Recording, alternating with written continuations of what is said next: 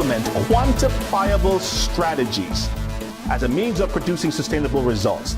This is about putting on our big boy pants today because we're going to be focusing specifically about how to move away from the reactive approach to what it is that we do, and by implementing things that we can measure the effectiveness, our effectiveness at executing these activities to improve our performance.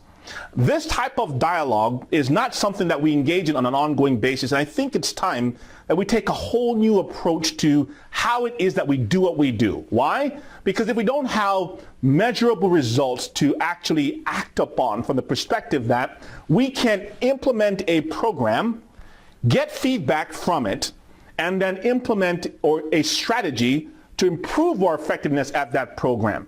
If we can't do that, then what we keep doing is doing the same things over and over and over again and expecting a different result.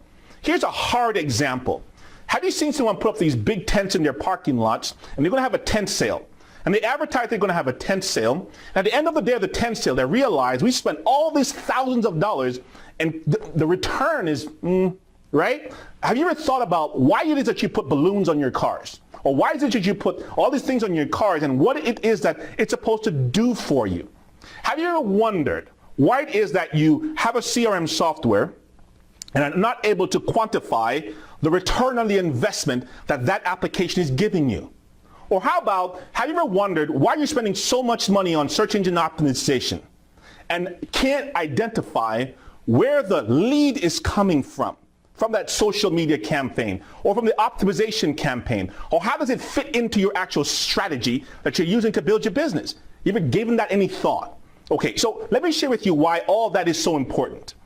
We as selling professionals and business owners in this space have for many years focused on everything else except for what it is that we're here to do. What am I talking about? We as business owners, even myself as a business owner, have three objectives only. The first one is to build, second one is to maintain, and the last one is to manage my book of business. Everything else is just noise. Everything else is just to support that activity. And if I don't have a strategy or understand exactly how this activity and that activity and that activity is going to impact these three things, why are we doing them? Does that make sense to you? So let me pick on the tent guy for a second to give you an example. You see, if you have a tent that you put up in your parking lot to bring people into the door to buy your product, my question is, what is your strategy leading up to the actual event? To include what part of your database are you taking and slicing it up into pieces, and what is the campaign, the marketing sequence that you're going to implement to talk to that one segment of your database to bring them in for this event? Does that make sense to you? Okay, let's go back to the balloon guy for a second. Let's say you have balloons on your vehicles, right? My question for you is, why are you putting balloons on your vehicles? Is it that you want everyone to be aware that you're physically here? Okay, so what is the ROI you plan to get from it? Or is it just so that you have balloons on your vehicles? Simple little thing, but here's why I'm using that analogy, those two analogies, the tent and the balloons. We do them instinctively because we're expected to do them, because it used to work in the old days. Do you remember, you know why?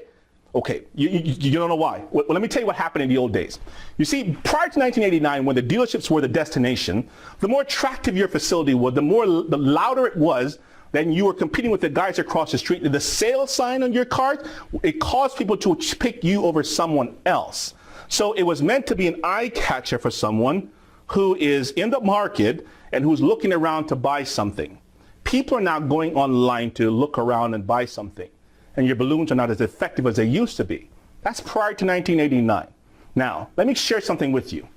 If you still want to use the balloons, at least have a reason for using them. Why?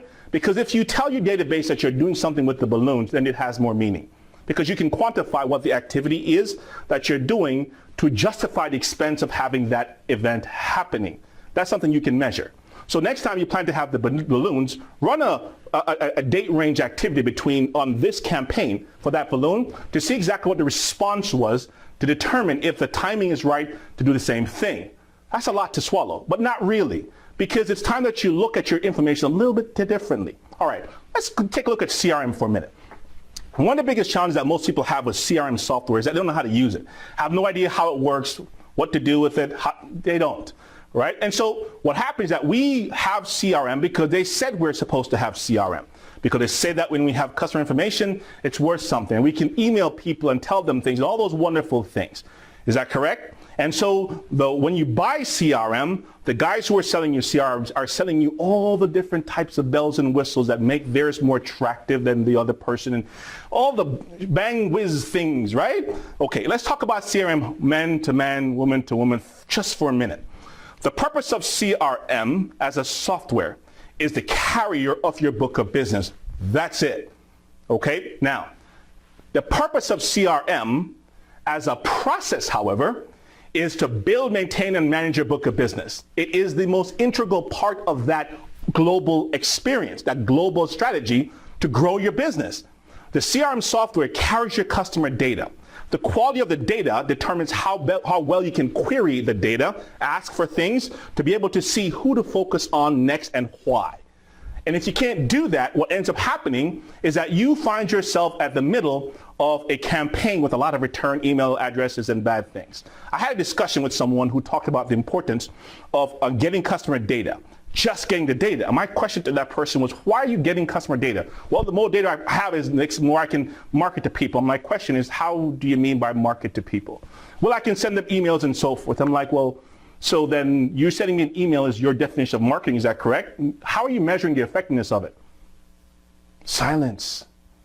What do you mean by how to measure the effectiveness of it? When you engage in an activity, don't you want to know if you were good at it, if you did something well or wrong, right? And so because you don't have, in most cases, the metrics for the activity, result-wise, to be able to make a better decision the next time, you're just saying, we did this yesterday, so let's try this tomorrow. And that's where you end up losing. Let's take CRM one step further. Every salesperson that is in your business or is a part of this discussion is depending on that product as the carrier of their book of business.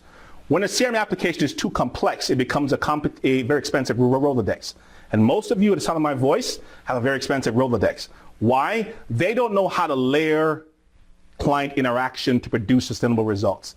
They don't know that the marketing sequences for customer relationship management is different from business development, right? And business management activities. They don't.